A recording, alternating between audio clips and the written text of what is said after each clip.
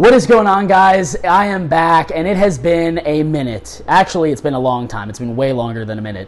But with that being said, I wanted to come back on here, and I wanted to just do a video kind of updating you guys on my life, kind of where I've came since that first video that I made. And I'm going to insert that video and the link down below for anyone that's kind of just tuning in and catching on.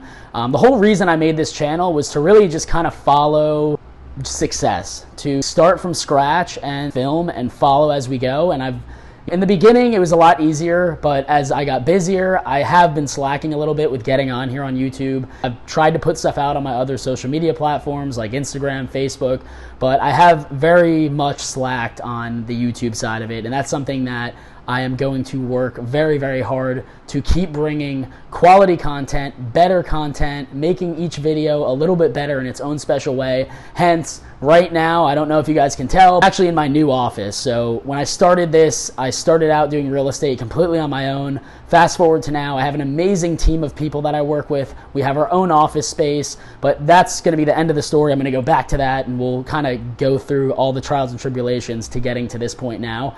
But I just wanted to delve in that for a second. As of right now, I'm in my office. I kind of created this awesome studio in here, which this is something that I've always wanted. This is something when I kind of started YouTube making videos, you know, the first videos that I made were very, very bad. They were just on my iPhone in a dark car in the morning, like going to watch the sunrise, just talking about whatever motivational things were on my mind that I thought would be valuable to share with people. And now I'm in my office. I have a studio set up that we're using to create content for real estate, but also so I can create stuff for my YouTube channel as well. And I got 2 soft boxes. I'm kind of like I'm learning a lot. You know, I didn't really know anything about photography. I knew nothing about lighting. So I kind of just ordered this stuff off Amazon based off of other YouTubers that I watch, looking at their setups, seeing kind of what do they use, what looks good, how is the lighting. You guys can tell me in the comments below. This is a long way from the first video that I did. That first video was grainy, it was terrible, but you know what? That's the whole point about starting something and committing to something. When you look back on it, that moment when I made that first video, I thought it was the coolest thing ever. I was like, wow, I actually made a video, uploaded it to YouTube, and people can now watch this video. It was super, super cool. And now let's go all the way back to the beginning. Let's go all the way back to that first video and fast forward and run through that entire process, all the good things, all the bad things, and let's go into it. So it all started the summer of 2019. I decided I wanted to get my real estate license. I was working at a cell phone store selling phones, and I really discovered that I liked sales. I liked talking to people. I found myself to be good at it. So I was like, if I'm good at, you know, selling cell phones, which is such a small niche part of the sales market, you can pretty much sell anything. I was like, why don't I sell something that is more limitless? So I decided to get my real estate license, and that's what I followed the entire beginning of this channel, was kind of just going through the everyday studying, taking my test, failing the test the first time, taking it again, finally passing, getting a job at a brokerage, not the same brokerage I'm with now. I ended up changing brokerages, which I'll honestly probably make a whole nother video about that, dedicated to picking your brokerage when you get involved with real estate, because that was one mistake that I made, and I thought every brokerage was the same, and boy, was I wrong. Nothing bad about the brokerage that I worked with, it just wasn't the spot for me. So that's a video of its own about how to pick the right brokerage for you. Back to this video. So I started out by myself, and it was me, myself, and my camera, and I would take my phone around. I would kind of document everything I did. I was like a baby deer learning to walk. I had no idea what I was doing. All I did was I would go to the office every day, and the only thing I really knew how to do was to pick up a phone and just call people, because why not? Like, you at least have some chance of getting some kind of rapport, some kind of business. But when you're starting out and you're young and you're in somewhere where like everyone and their mom is a realtor, it's very hard to get your first deal. And that was something that it did take me a while, but I was persistent with it every single day. I kind of just blocked out anything that didn't have to do with me getting my first deal. And my first deal was a little deal. It was small, it was tiny, but I think that's another thing that I really believe in, and that's that you kind of have to pay your dues in anything that you do. And what I mean by that is, You're not going to get your license, or you're not going to go into anything and just become Bill Gates. You're not going to just become this rich, successful story overnight like that. You have to actually put the work in, and a lot of people, they don't see the work that goes into it, and that was another reason for making this channel, is so you can kind of see the behind the scenes and see like, hey, this guy, he went from not knowing what the hell he was doing to getting his license, to jerking around for the first year, which honestly, that's kind of all that happened. I barely made any money, but I learned a lot, to say the least. Fast forward a year and a half later, I have my own team. I work with great people. I switched companies, and we have our own office. And we've been doing a tremendous amount of business, and that's something that I'm like super, super grateful for. And it kind of gives me chills talking about it, because it's only been a year and a half, and it feels like it's been a lot longer. But coming from that point, and when I go back, some nights I will go back and literally watch some of my videos. Kind of sounds weird, but I do, because you got to remember kind of where you started, and it also helps me stay motivated, because when I feel down, I think back to that first video when I had no idea what I was doing, and I hadn't even done anything. The first step I took was literally getting my fingerprints done to become a real estate agent. After I got my fingerprints done, I then began the process of getting my application into the state of Florida, getting my course material, taking the course, taking the tests, taking the course test, the state test, failing the state test, taking it again, finally passing. And then once I passed, I ended up getting a job with a local company here, which I had mentioned before, and I worked with them for about 6 months. And then after that, just through the business, through networking with other agents in the area, I met with a couple of younger guys, and they ended up just being great people. And we ended up slowly but surely kind of just ended up working together without even trying to. And then I ended up coming and switching brokerages to the brokerage that they worked at. Once we got there, kind of all came together and formed a team, and now we have a team of about 6 agents right now that are licensed. We have a couple more that are working on getting their license. We have our own office space that we signed a lease for, and everything is amazing. But to get to this point, it wasn't all rainbows and unicorns. It was a lot of stress. It was a lot of not knowing where is my next check going to come from, because I wasn't working a 9-to-5 job anymore. It was a lot of, how am I going to do business during the pandemic, because no one wants to go to open houses. Nobody wants to see, speak, touch anybody, or shake anybody's hand, or people don't want to show their house. They don't want people coming into their house. So it was really a time where you had to pivot, and you had to really persevere and figure out like, all right, this sucks. It's not going to last forever. So how can I make this work now? What can I do right now to help myself plug along and get through this? It's not about overperforming in those times of adversity. It's about staying steady and making it through and not burning out. And that was something that I learned. And there was a lot of times, though, like I said, that I had no idea where my money was coming from. I got in a lot of debt, credit card debt. I got in debt with my own girlfriend because I wasn't able to pay our rent for like 3 months in a row. And those were things that were very humbling. They were things that sucked. They made me feel terrible. And I'm not that uncomfortable to talk about it, because when I look at it, honestly, like, that's life. Things happen. You have to be able to learn from those things. And going through that last year honestly scared the crap out of me. And it scared me so much that I will work every single day of my life as hard as I possibly can to never have to go back to that situation. And honestly, I'm thankful for it, because I think a lot of people, they never really feel that rock bottom feeling. And it's not a good feeling. I'm not saying like, hey, you should go out and like purposely mess up and hit rock bottom.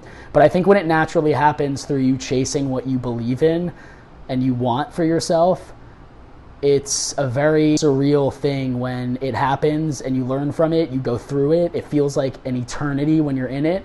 But when you finally get out of it, you realize this new strength of yourself. And that's something I really learned from that. And I was able to come out of that, not right away, but through the next couple months after kind of COVID and things started opening back up and business was getting back to normal, and I was working with my new team and at the new brokerage, doing more business, just getting out there, still showing up every single day, even when I some days was showing up with a bank account with like $15 in it, which was like enough to get myself lunch and a drink, and trying to figure out, well, how am I going to get more money?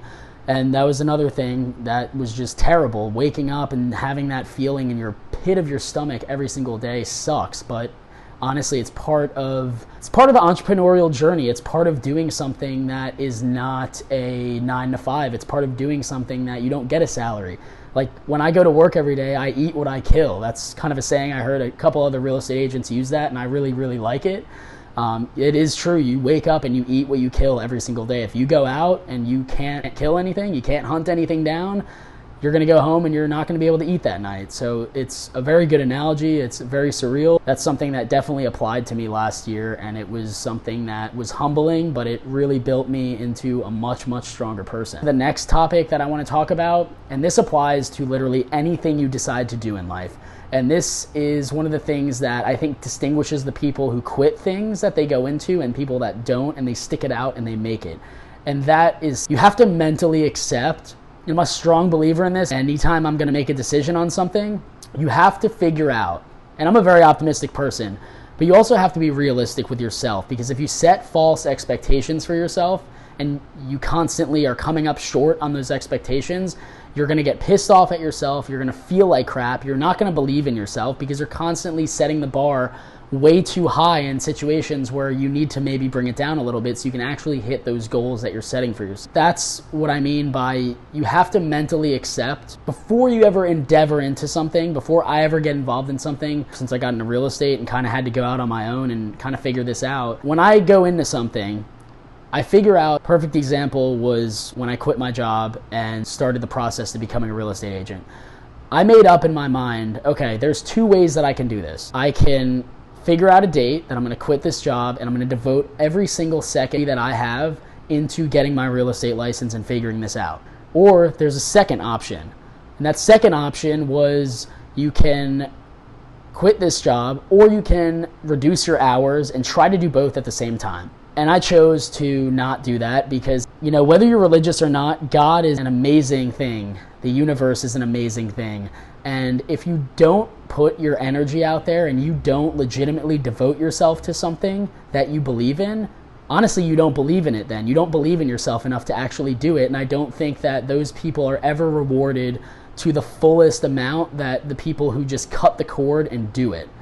And you're not going to cut the cord and do it and it's just going to, hey, I cut the cord, so here comes a genie, boom, I'm rich, I'm famous. It just doesn't happen like that.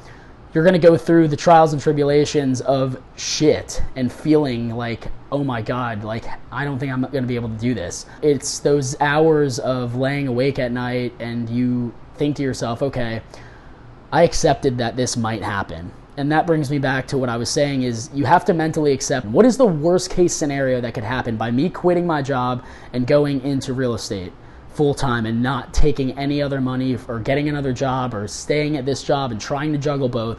What's the worst thing that's going to happen to me?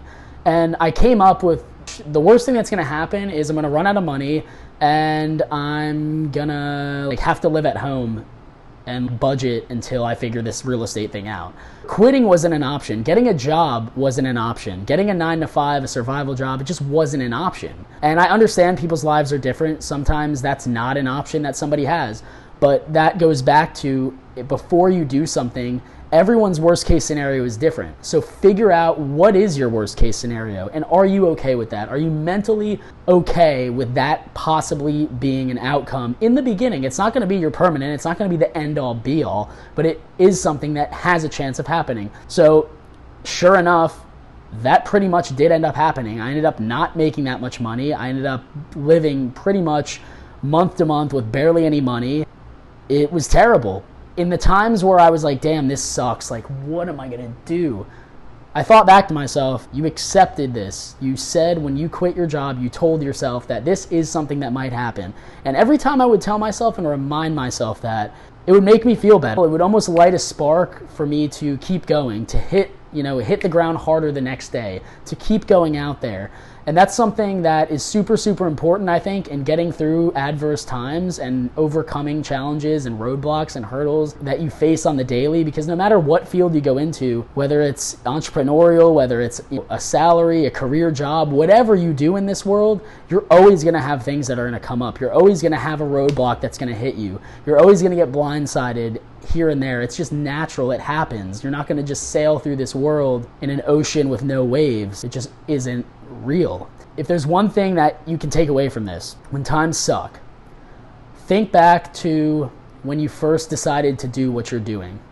Did you think about this as being a possibility? It might just be the smallest possibility that it might happen, but guess what? When you mentally accept the fact that it is a possibility and it does end up happening, or it happens to a slighter degree, you're prepared. You're mentally prepared for it. It's like going to the gym and stretching. If you stretch, you're not going to be as sore the next day. If you just go in and start going freaking ham and curling weights and going crazy, the next morning you're probably going to get out of bed and be like, oh wow, my whole body is locked up, I can't move.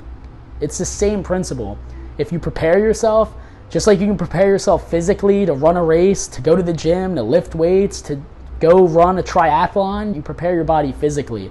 When you go into a business field, you have to mentally prepare yourself as well. And that's something that I think separates the people that quit, the people that stick it out, persevere, and make it. I know this video is kind of all over the place. I'm getting used to doing these kind of videos again. I'm also getting used to having these bright lights in my face. And I think when I turn this off and I blink, I'm going to see an LED halo for probably the rest of the week because it's super, super bright. But I hope some of this got across to you guys. And I'm going to try to edit this and make it look cooler, so let me know if I did a good job with that. It's probably not going to come out that good because I also got new editing software and it is very complex and I'm trying to learn it and I'm going to learn it, but it's going to take maybe just a little bit. But I hope you guys enjoyed this video, and if you're watching this, you guys are awesome. If you're watching this, you believe in yourself, and there's a reason you're watching this, because you're looking and you're seeking to be better, to feel better, and to perform better in whatever it is that you're doing and whatever path you chose to go down. I hope you guys enjoyed this, and I'll talk to you guys next time.